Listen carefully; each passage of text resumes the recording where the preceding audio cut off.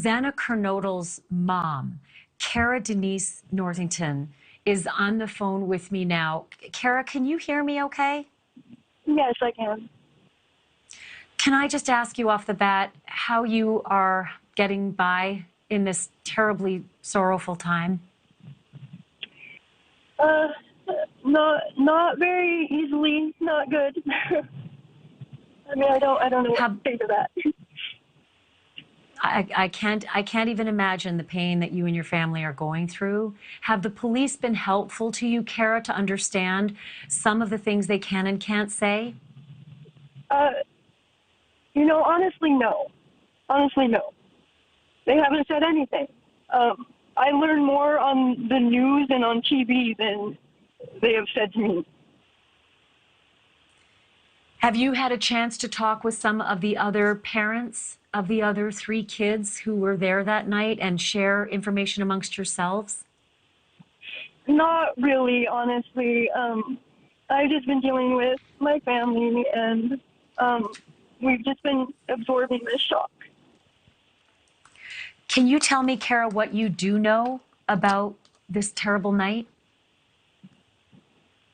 Well, what I do know is not nearly enough. We need more answers. There is so much more that can be done that has not been done. And I just know that there's GPS, NASA, to find out who went into that home that night. I know that. Why hasn't that been looked into? Why hasn't that been accessed? Cara, can I ask you there is a mysterious sort of 4-hour and 45-minute block of time that's unaccounted for by the police timeline. The police say that your daughter, Xana, and her boyfriend, Ethan, were at the Sigma Chi house from 8 until 9 p.m., but then they don't have any information on where they were from 9 p.m. till 1:45 a.m. Do you know anything about that from either your information from the police or Ethan's family or anybody? I may be candid in saying this, but I think that they were at a bar. And where do you get that information from? Did someone tell you that they'd gone from the Sigma Chi house to a bar before they ended up home? That's why their father conveyed to me that he thought that they were at the bar that night. So, yeah, I mean, that's what college kids do on the weekends. So. But you don't know for sure that they left the Sigma Chi house, went to a bar? Okay. I don't know for sure, absolutely not. And have the police asked you any questions about where Xana might have been, or if she texted you, or if she had, if she'd communicated with any family members in that period of time? No, no answers whatsoever. Really. I asked the investigators when they come and spoke to me. They were not able to offer me any answers. None. Can I ask you, Xana's sister Jasmine has put such a beautiful tribute to Xana on her Instagram. And I wonder if she has any additional information, just perhaps from being able to access her sister's social media or her phone. Has Jasmine been able to ascertain any other details of what happened that night, or where Xana and Ethan were that night? No, I'm not going to speak for Jasmine. You would have to ask her that yourself. And she says she's going through it right now without her sister. And I'm sure if she had any answers or any information, she's already conveyed that to the investigators.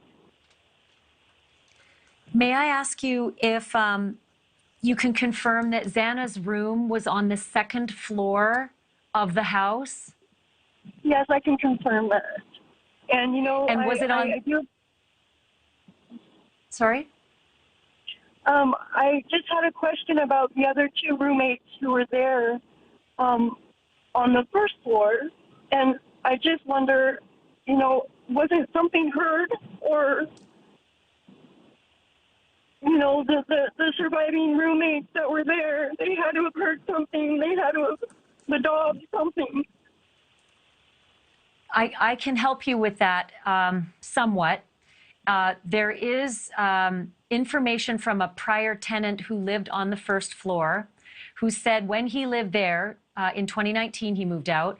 He said he could never hear anything on the second or third floor. If the television was playing very loudly on the second floor, he might hear it from the first floor. And I don't know if that helps you to understand. The dog heard it, and the dog had to have been barking. You know, I have information there as well. I've got information there as well. Our Brian Enton spoke with the parents of Kaylee Gonzalez, and they have actually referred to that. And Brian's going to play that interview in a moment. But Bethany Funk and Dylan Mortensen on that first floor may not have been able to hear anything, according to the prior tenant, who said it was extremely difficult to hear because of the construction of that house. But I do want to ask you, if I can, Cara, was your daughter Xana's room on the right side of the house if you're looking from the parking lot, or on the left side across from the kitchen? I can't answer that. I can't. But you do know she was on the... I never went there yet, so I don't know. But you know she was on the second floor. Do you know if she looked out the front of the house or the back of the house? I believe in the front, but I can't confirm. Like I said, I haven't been down to visit it yet. So I tried to go last month, but she was in class while I was down there. So.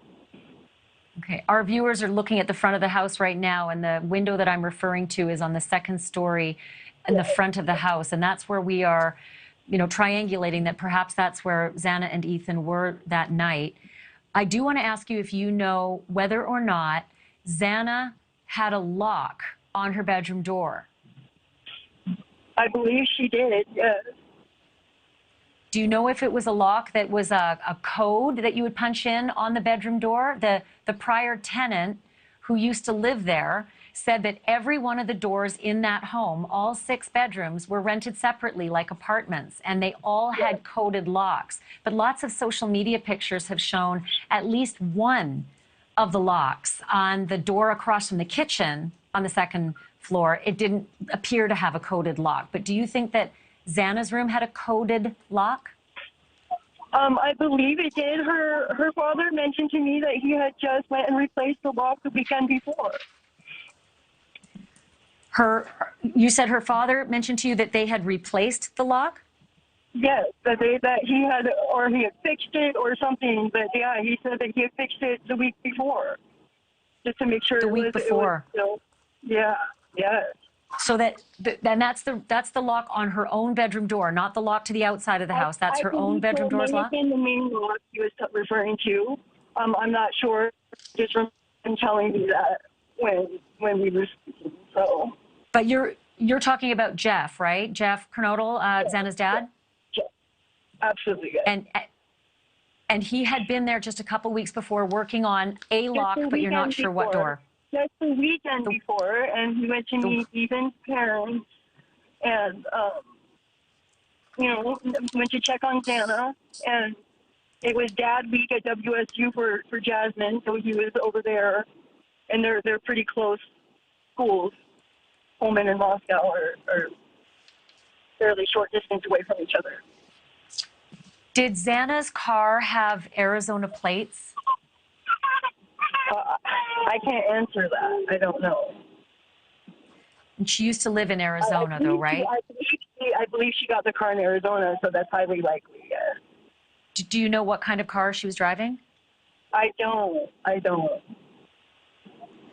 And you mentioned about the roommates, the surviving roommates. Have you had any opportunity to contact them? Do you or Jeff or Xana's sister, Jasmine, do you have their contact information? Are you able to call them to talk to them?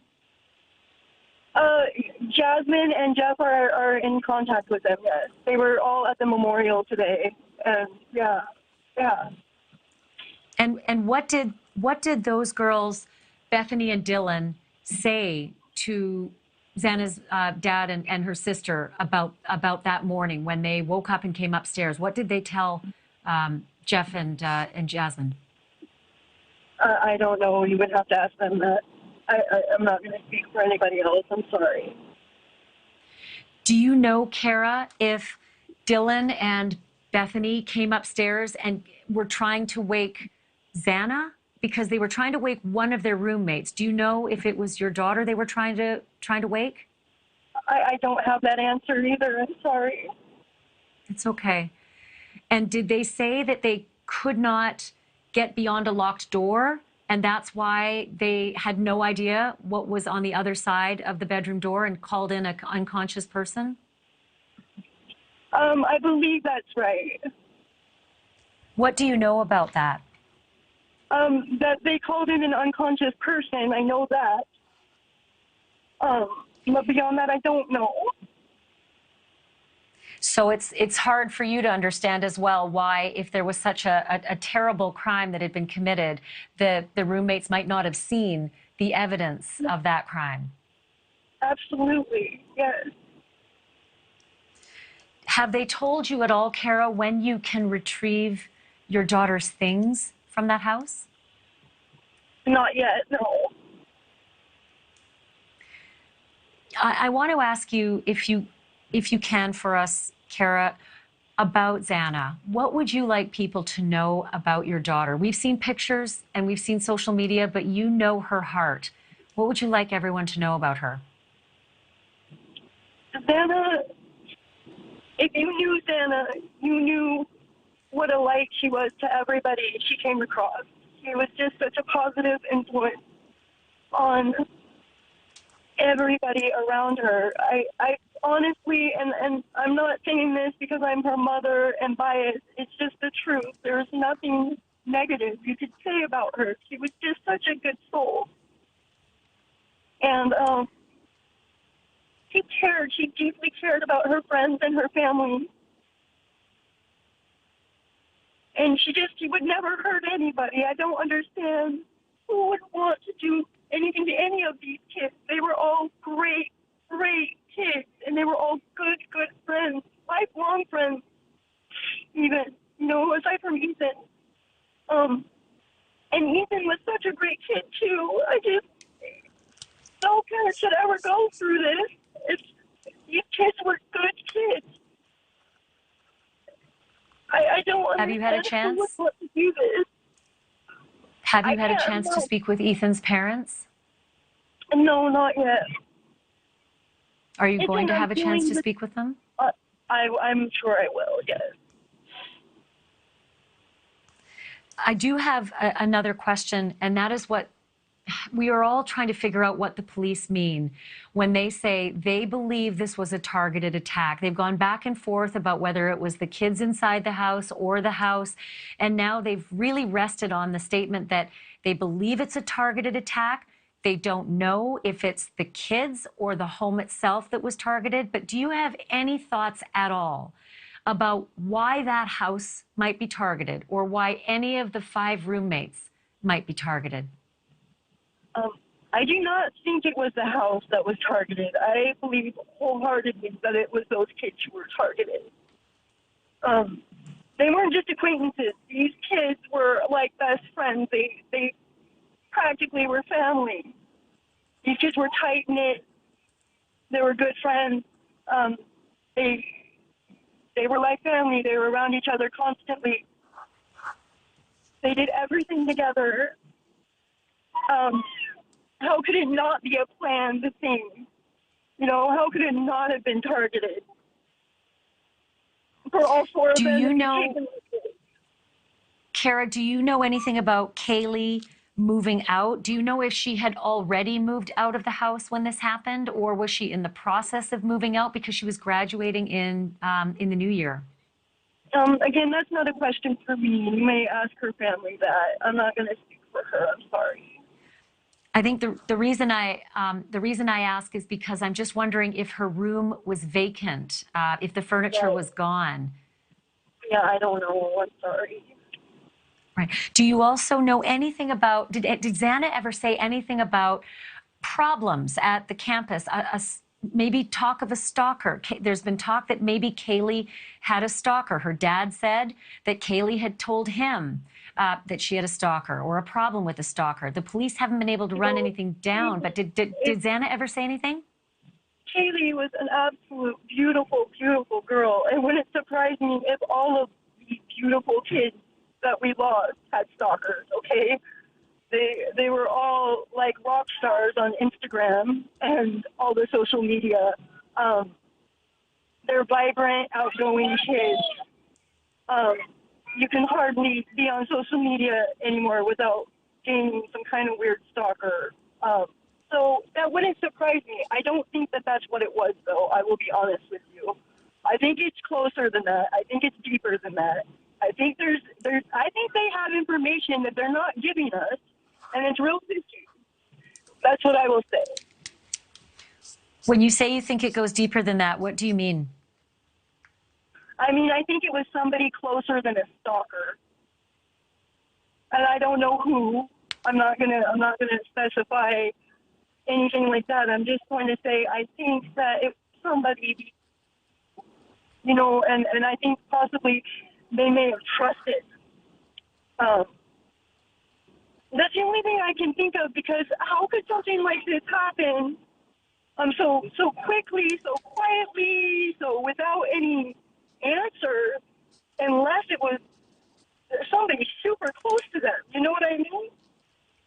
Do you think the person who did this had been in that house before? I think they knew them. I think they may have even been friends with them. I think it had to have been somebody close to them to have been able to get away with it like this, just without, you know, it just doesn't make sense. None of this makes any sense. It had to have been somebody they trusted that was, you know what I mean? I mean, somebody who knew the house well, somebody who knew them well. Cara, I cannot tell you how... So quickly, without a trace on. I can't tell you just how sorry I am for what you're going through, and the parents of the other kids. I said it before, I'll say it again, it's unimaginable. Just know that there are hundreds of thousands of people across this country tonight who are feeling for you as well. You know, in spirit, you are not alone. There are a lot of people who care deeply for you and your family, and they want justice for your daughter. I know, and I thank everyone so much for that. Xana's death will not be in vain. We are going to find who did this. I will not take my final breath until this person is found and brought to justice for these kids, not just my daughter, but these kids and their families and their friends. We all deserve answers, and the person needs to be brought to justice. I wish you and your family peace of mind, and I hope that we can, you know, bring you answers soon. Cara, thank you for being with us tonight. Thank you for telling us your story tonight, and we'll continue to highlight Xana's story as well and her beautiful life, as you mentioned. It's very evident on Instagram and social media just how vibrant she was and how beautiful she was, and she made a mark on this world while she was here. Thank you so much, Cara, for being with us tonight. Can I say one last thing? Yes. There is someone out there, I know there is, that has answers. Please, we all beg you, please, don't be afraid. Please, just tell somebody. We deserve that much, please. I think you're absolutely right. Someone out there knows something, and it behooves anybody with any small detail even to come forward and tell the police what you know. It could be the smallest piece to the puzzle. Even if you think it's nothing, it is something. I promise you, it's something. Because right now we have nothing. Cara Denise Northington, thank you for being with us. I think, you know, maybe we can talk again as we all plod through this investigation and the developments. But I'll repeat it. I do wish you peace and serenity in this very difficult time. Thank you. I appreciate that. Thank you for watching. Go to newsnationnow.com to find NewsNation on your television provider. And don't forget to click the red subscribe button below to get more of NewsNation's fact-driven, unbiased coverage.